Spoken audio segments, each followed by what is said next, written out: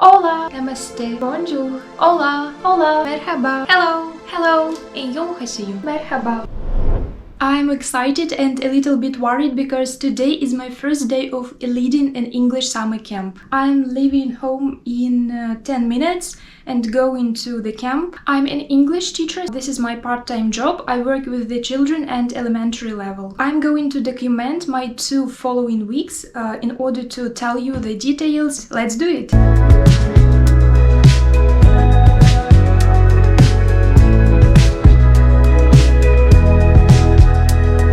So at this point, the camp finished 2 days ago. We had a very interesting program with the children. We learned about a new country every single day. A new day, a new country. I had a group of 8 students, the children of different age, 10, 11, 12 years old. And every student had this passport. We opened the passport and we can see the main information that every student wrote about themselves. Every student also had a photo. Every day we arrive in a new country and the children stick a new stamp here. By the way, right now I'm holding the passport of my 11-year-old sister. She was also my student. For the first week, every student had this workbook. Before getting on a journey, we looked at the map.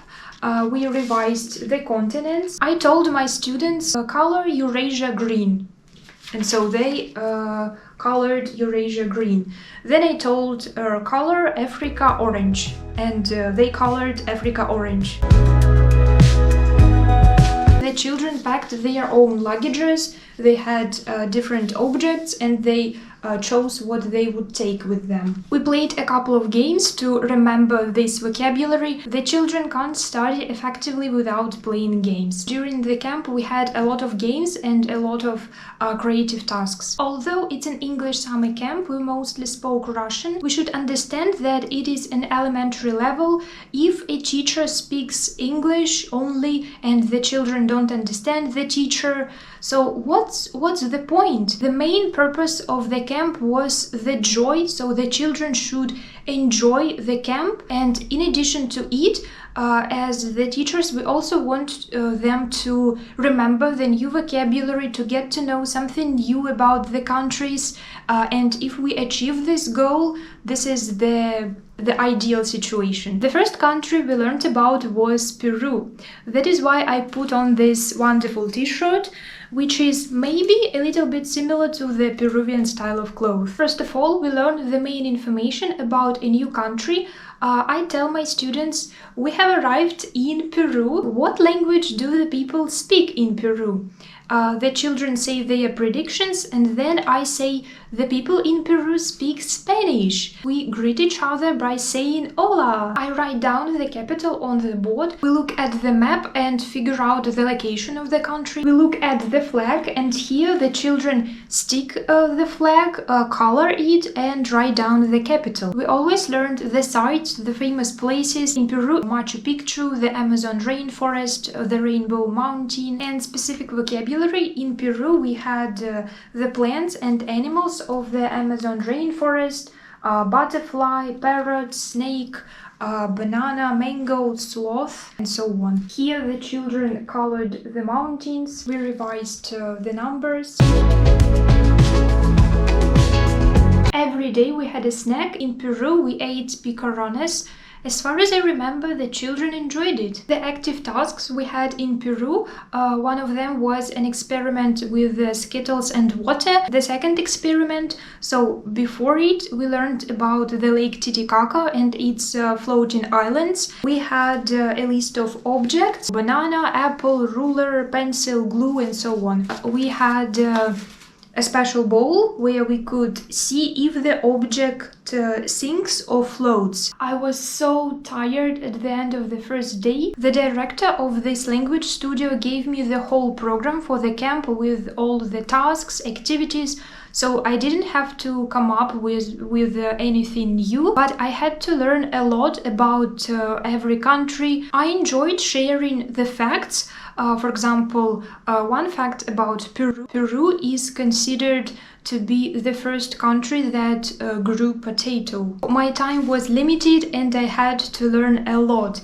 It is amazing, it was so interesting for me, I felt happy, but it was Tiring. I often felt tired during the whole camp period. Day 2, India. As always, at the beginning we learned the main information, like where the country is located, the capital, and I explained the meaning of the flag. We watched a video and got to know what is originally from India. So we have the chess game, the buttons, Asian elephants, a beautiful Taj Mahal. The kids covered their skin with mehndi the way they wanted. We learned about a traditional woman's cloth, sari. We had a competition. The children divided into small groups. Every team had a piece of cloth. The task was to make sari for one of the team members, and then we examined what sari looks better. We watched a video about Bollywood dance, and there was a tutorial so we could see and move in the rhythm of Bollywood. We watched a video about the Indian festival of lights, Diwali, and the children hold the electronic candles, and they did this while watching the video. We took a lot of photos. We had so much fun. We didn't just watch a video about Diwali, there was also an educational purpose. The children answered the questions after watching the video about the Festival of Lights. As for the snack, we enjoyed samosa. The director of the language studio cooked herself. Overall, the second day was easier for me than the first one. I was tired less. I think it's because I was more focused on the process. I didn't push my students hard to remember information. Of course, I wanted them to remember at least something. I wanted to broaden their horizons. But, well, they are on holidays, so they don't go to school, they just enjoy their time, the summer. And the aim number one is just the joy out of the whole process. At the end, there was also, let's say, a small test where the children needed to choose the right option. For example, sari, namaste, or skirt. Remember that the students are the children, they don't have so extensive knowledge, and if they don't listen to a teacher, me, they cannot answer these questions. The program of this day was so active, we had a lot of fun, everyone enjoyed this day so much. Day 3, Canada. I think the people here don't know much about Canada, especially the children. We usually see Canada as a big country with a lot of nature, animals, stunning views, the climate similar to the climate in Russia, and that the people in Canada play hockey. First of all, we watched a video and I explained that a maple leaf is important for the country, and there are a lot of things that are produced with the use of the maple trees, like chairs, baseball bats, hockey sticks, specific vocabulary, winter clothes, the words like earmuffs, winter hat, scarf, jacket, mittens. So you can see here. There was a game when the children divided into small groups and they needed to separate Canadian dollars and American dollars. Vocabulary related to hockey, gloves, helmet, t-shirt, puck, stick, pants. And of course the words related to the nature and animals. I explained what is hibernation. Roughly speaking, it is what is happening when a bear sleeps during the winter, so all the processes slow down, the physical activity decreases. We looked at the life cycle of brown bears. There was an interesting task. I tell my students, so the first step, draw a big circle. The second step, add 2 triangles, they are ears, and the children should get a picture of a raccoon. This is the picture of my lovely sister. Hit the like button if you like this picture.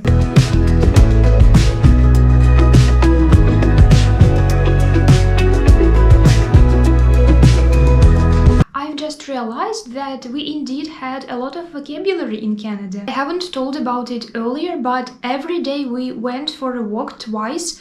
The children need to go for a walk, at least for 15-20 minutes. So, with my children, okay, let it be my children. I love them all, they are so sweet. The students divided into several groups and each group had a list: oak, maple, pine, birch, linden. We had 10 minutes. Every group needed to find the tree, mark and take a photo so that later we can see that every group has indeed found the leaf. On the whole, this day was less active in comparison with the previous day, but it doesn't mean that the day was less interesting, no. And I suppose still this moment the children got used to the camp, its atmosphere. Because of it as well, their behavior worsened. At the end of the third day, I was again really tired, and I think the main reason is the children's bad behavior. The work with the children isn't easy because they soak your energy. That is why they are always so active and energetic. Day 4, Mexico!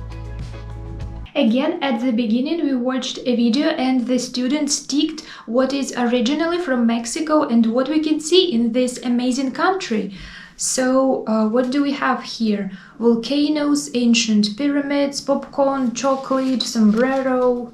You can see here some facts that I shared with my students. It is believed that the very first popcorn was made by the ancient civilizations that lived in Mexico, as well as they were the first people who started using the cacao beans in order to produce chocolate. Thank you so much. I don't know how I would go without chocolate. I love it. We learned about the Day of the Dead. I explained to my students that it's not something frightening. It's the period of time when the people pay respect and remember their died relatives. There are traditions and the celebrations around it. First, the students drew the second part of the skull and they colored it. After that, they divided into groups. Each group got the elements of the skeleton. The task was to make the whole skeleton. As far as I remember, we had 20 minutes to cope with this task. There are avocados. This is how we revised the numbers. I want to add that when we were talking about the Day of the Dead, we watched the trailer for the second Disney movie that is named Coco, and we discussed some of the words. What is a cemetery, what is a candle, a skull, a piñata, a skeleton. So we learned these words before doing the activities with them. We spent around 40-45 minutes, quite a long time, to make a piñata. Every student made their own piñata and we filled it with the candies. Then we went outside, we fixed a piñata. The children could hit it until it drops. And then, of course, the kids gathered their candies. In the classroom, we sat down on the floor. We had a sombrero in the middle, and one by one, the students took a piece of paper. They read a question and they needed to answer. Simple questions to practice speaking and to revise vocabulary. The questions like, how old are you? What is the name of your best friend? In Mexico, the snack was a taco. Every student made their own taco. They added the ingredients themselves. We had a lot of fun with the students. Everyone enjoyed Mexico so much. The other side of it is that at the end of the day I was really tired, like really tired. I'm not joking now. That day in the evening I should have done a workout. This is my usual routine 3 times a week. I have a coach, I go to a special center, but that day I just stayed at home. I needed that mental rest.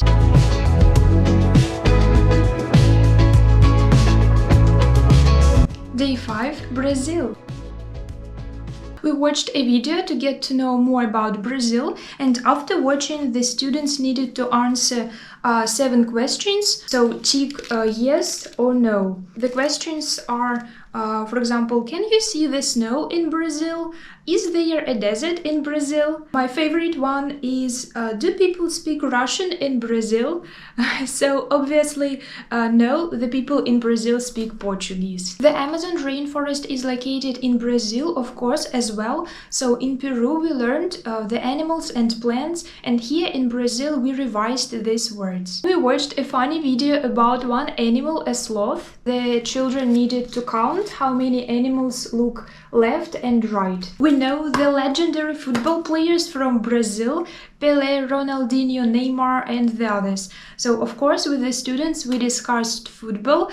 The boys even started to argue who is a better football player. Our vocabulary, football team, trophy, red card, yellow card, goalkeeper, goal, gate, football cleats. We watched a video about a famous Brazilian carnival. I have already showed you this beautiful mask. This is what my sister made. The students could choose the form of their mask. They colored it. They also chose the feathers, and I helped stick.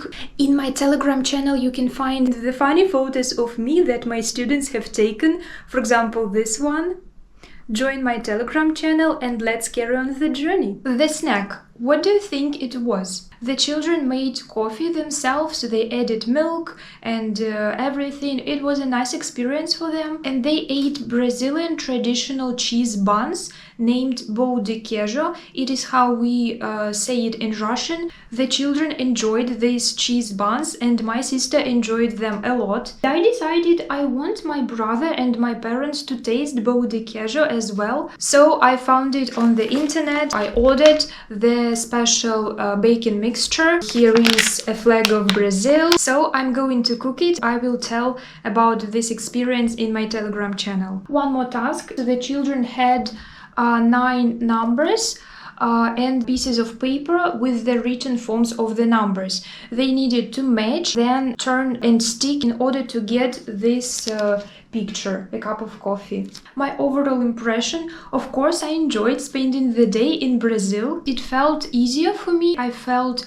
less tired than the day before. Maybe it's because the program in Brazil was less active, but again, it doesn't mean that it is less interesting, no. And also maybe because it was Friday and I was looking forward to the weekend, so I was happy. I enjoyed every single day at the camp, but that moment at the end of the first week, I really wanted to simply enjoy my weekend, to rest. That's it. In case you would like to see the stamps of the countries that the students had in their international passports, the stamps of all 5 countries of the first week: Peru, India, Canada, Mexico, and Brazil.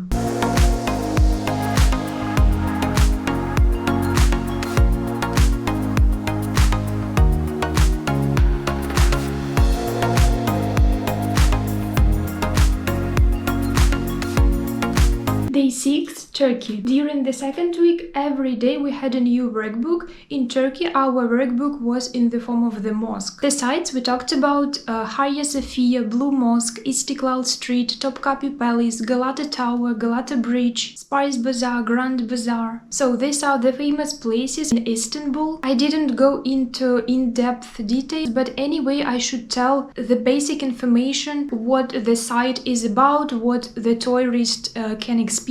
It takes so much time, but the positive side of it is that I also broaden my horizons. This is amazing. I like this feeling. With the students, we discussed a little bit the importance of family for the people in Turkey. I mentioned that there are a lot of nice beaches, hotels. In fact, a lot of Russians know that there are nice beaches and hotels in Turkey because Turkey is one of the most popular destinations among the Russian tourists. There are a lot of beautiful tulips. With the students, we made our own tulips using the technique origami. The snack. Everyone had a cup of Turkish tea and the portions of baklava and Turkish delight. Also, there are a lot of cats. You can see them when you go to the shop, to the mosque. In the workbook, we had the tasks related to these animals. For example, the children needed to write down the food items. What do the cats eat? There was a picture of a cat and the kids needed to write down different adjectives that can be used to describe this cat: big, cute, and so on. There were a couple of interesting tasks where we imagined we went to Grand Bazaar, we chose what things we would buy, and we needed to count how much money we spent. On the whole, the day was nice.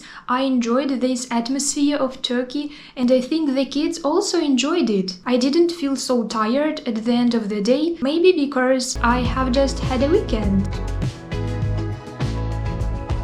Day 7, Australia. We had a workbook in the form of a famous Sydney Opera House. We watched a video where one guy spoke with an Australian accent. I explained that we should change a little bit some sounds. First, we pronounced some words all together. Then there were small cards. The kids needed to take one card without looking and tried to read the word with an Australian accent. For example, like, plate, plight, something like that. I told my students that Australia consists of 6 states and 2 territories. The kids divided into groups.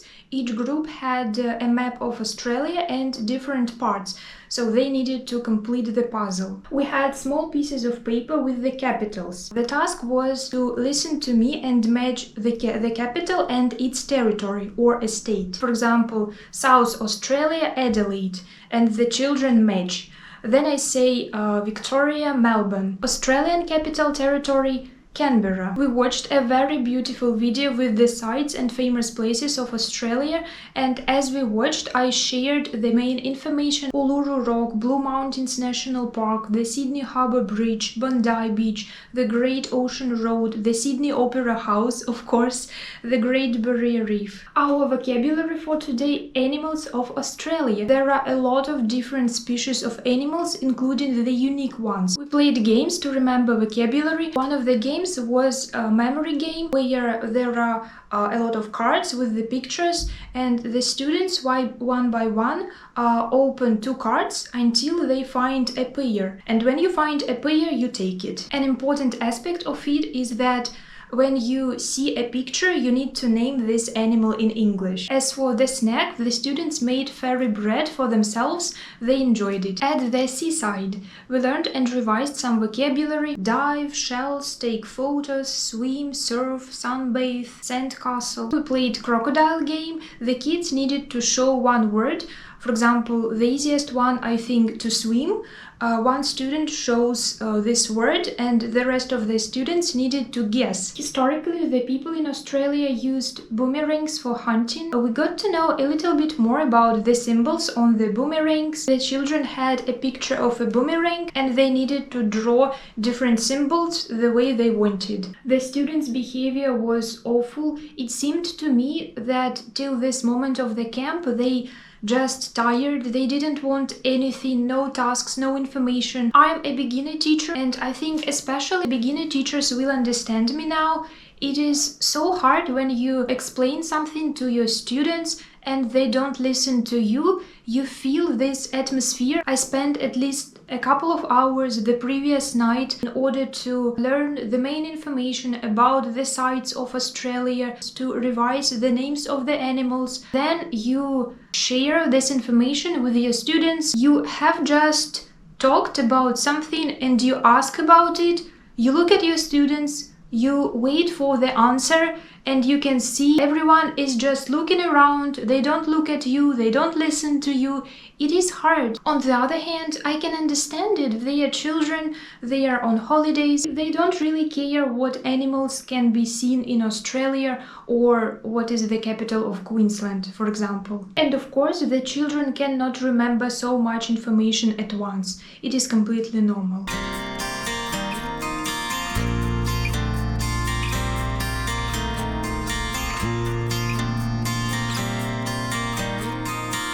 Day 8, Great Britain. We had a workbook in the form of a famous red bus, a double-decker bus. First of all, we looked at the map and found all the countries: Scotland, England, Wales and Northern Ireland. I showed the map of the UK and the children needed to complete the puzzle. Then I told my children, for example, color England red. And then color Wales orange, and they colored. Every country has its own symbol. I told my students that the symbol of England is a red and white rose. We watched a video about the sights. I shared the main information with my students: the Tower of London, St. Paul's Cathedral, Tower Bridge, Buckingham Palace, Hyde Park and some others. One fact: the first circus in the world appeared in England. Our vocabulary here: clown, acrobat, juggler, circus stand, tamer, big top, magician. As always, we played a couple of games to remember the vocabulary. We move on on to Wales. The symbol of Wales is a daffodil. I watched a video with the beautiful nature, stunning views in Wales. I told my students there is a popular tradition in Wales, the people sing in a choir, and we watched a wonderful video with the kids singing. We also talked a little bit about the other symbols of Wales and what you can see in this beautiful country. A red dragon, deer, Welsh cakes, a love spoon, Barra breath, and we move on to Scotland. I should say that every time we move on to a new country, I say the capital and the children write down the capital in their workbooks. So the capital of England and whole Great Britain is London, the capital of Wales is Cardiff, and the capital of Scotland is Edinburgh. The symbol of Scotland is thistle. We watched a video with the castles. We talked about the national Scottish costume. Our vocabulary: hat, jacket, socks, shoes, and of course kilt. This is a traditional Scottish skirt. What are the other remarkable things in Scotland? Of course, the Scottish national dance. I explained what is a bagpipe. We watched a video and there was a tutorial. I can say that the kids enjoyed dancing, especially the girls. The snack. We ate Yorkshire puddings. Every child had 2 puddings on the plate. One was a pure pudding without any filling, and the other one was with bacon and corn. We definitely enjoyed it. We got to know what currency is used in Great Britain. Pounds. There was a task where the kids needed to choose what souvenirs they would buy and count the money they spent. I want to visit Great Britain. As a person who loves English, who learns English, I consider Great Britain as a dream destination. As for the camp, we had so much information and well, unfortunately, the children's behavior was bad. I was exhausted at the end of this day. Okay, as I said earlier, I can understand it, but just anyway, it is hard when they don't listen to you and all such things. Day 9, South Korea. Officially the Republic of Korea. Our workbook was in the form of the traditional Korean house that is called hanok. As always, we learned the greeting. It was hard for everyone, including me. So, hello, hi in Korean, we say 안녕하세요. We talked about the country overall, the climate and the capital, Seoul. I showed a picture with the views of Seoul. The Republic of Korea is a modern country with advanced technologies. There are world-famous companies that make gadgets. With the students, we recalled what companies that make gadgets we know. At least 2 of them, Samsung and LG, are from the Republic of Korea. As you can guess, our vocabulary here: laptop, virtual reality glasses, smartphone, tablet, smartwatch, earbuds. We also learned some collocations: call, send messages, make video calls, surf the internet, play games, take photos. We had a creative task where the kids could use their imagination to the fullest. The students divided into small groups. Each group had 20 minutes to come up with a new gadget. The groups needed to draw a gadget, think of why do we need this gadget, and then we listened to each other, we listened to the presentations. It was very interesting. We could ask questions, we could discuss how useful they are. Korean popular music, K-pop. The world famous Korean music bands, a boy band BTS and a girl band Blackpink. As for the snack, we ate panapan. In Russian we say it punapan, so in English I suppose panapan. It looks cute and interesting. The feeling can be different. The one we had was delicious and everyone enjoyed it so much. During the walk we could have played the Korean games, but we didn't. Now we also know these games because of the series Squid Game. I want you to focus on the fact that these games are useful for your mind. You need to think, you need to use your dexterity, which is great. The kids didn't want to play the Korean games and I decided, well, if they don't want it, I'm not going to force them, it's okay. The kids often played hide and seek during the walk. We also talked about Taekwondo. It's a Korean martial art. Our vocabulary here: simply parts of a body, like leg, elbow, head, knee. We talked a little bit about the local currency, and again in the workbooks the kids had a task where they needed to choose what products, what souvenirs they would buy in South Korea and count how much money they spend. This day was amazing, very interesting for me as well. I was tired less. I think it's because I put less effort into everything. I mean, I kind of accepted the situation. The children's behavior is bad, but I'm not going to use all my energy in order to make it better.